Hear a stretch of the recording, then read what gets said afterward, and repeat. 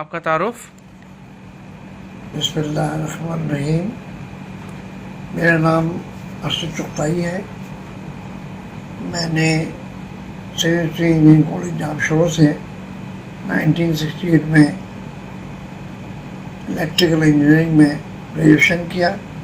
بعد میں university of engineering technology Jamshoro سے 2015 میں ماسٹرز ان الیکٹریکل پاور کیا، اور آج کل میں university of engineering technology Jamshoro سے میری پی ایچ ڈی کی تعلیم زیر تکمیل ہے اور ریسرچ پروجیکٹ پر کام کر رہا ہوں. میں وابڈا این ٹی ڈی سی میں جنرل مینیجر رہا اور بعد میں پاور سیکٹر کے مختلف شعبوں میں کنسلٹنٹ رہا، جس میں انرجی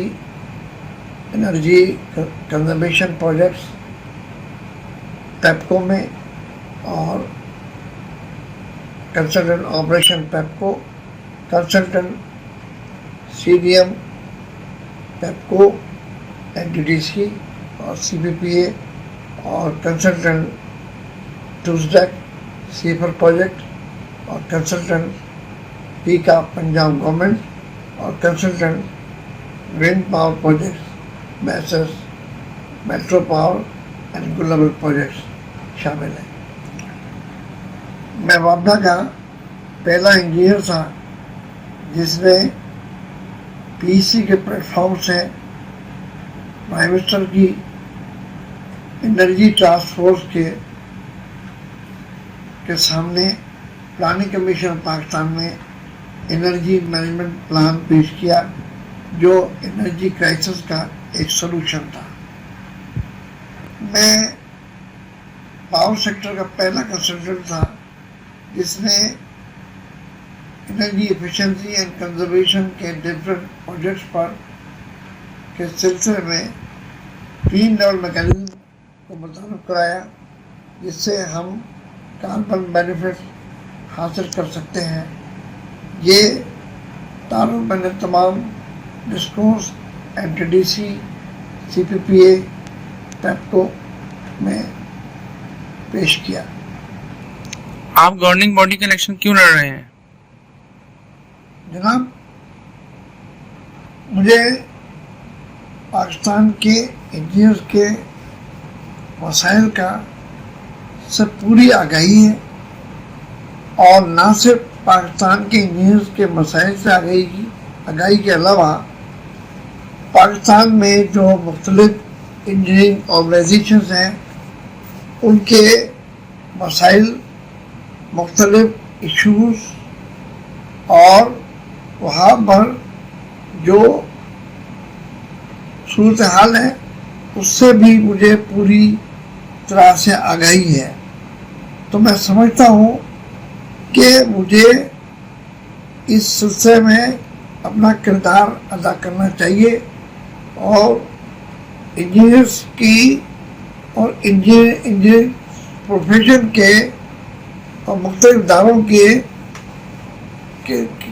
سلسلے میں جو ہم پاکستان انجینئرنگ کونسل میں اپنا انجینئرنگ کونسل جو کردار ادا کر سکتی ہے اس کے لیے ایسے افراد وہاں ہوں جن کو پوری بیک گراؤنڈ اور ان کے سلوشن کے بارے میں مکمل طور پر کیپیبلٹی اور ایبلٹی ہو.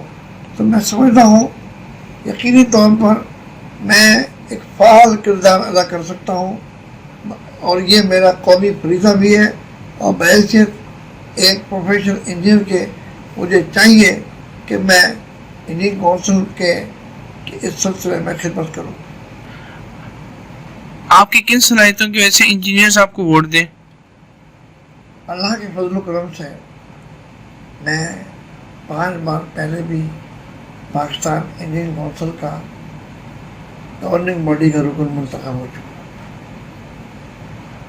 یہاں تک کہ جب پہلی بار پاکستان انجینئرنگ کونسل کے الیکشن میں 1 مین 1 ووٹ کی بنیاد پر 2005 میں الیکشن ہوئے، تو میں सिंध से मेंबर गवर्निंग बॉडी के तौर पर सबसे ज़्यादा वोट लेकर इलेक्ट्रिकल और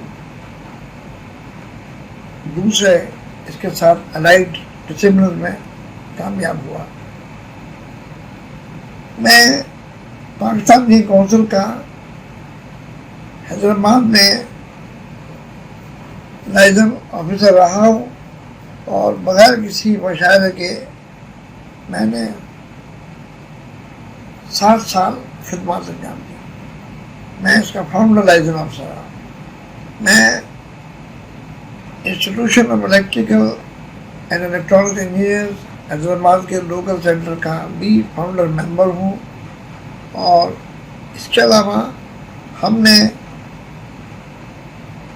इलेक्ट्रिकल इंजीनियर एसोसिएशन बलूचिस्तान और सिंध की बुनियाद डाली और मैं इनका भी फाउंडर सेक्रेटरी रहा हूँ।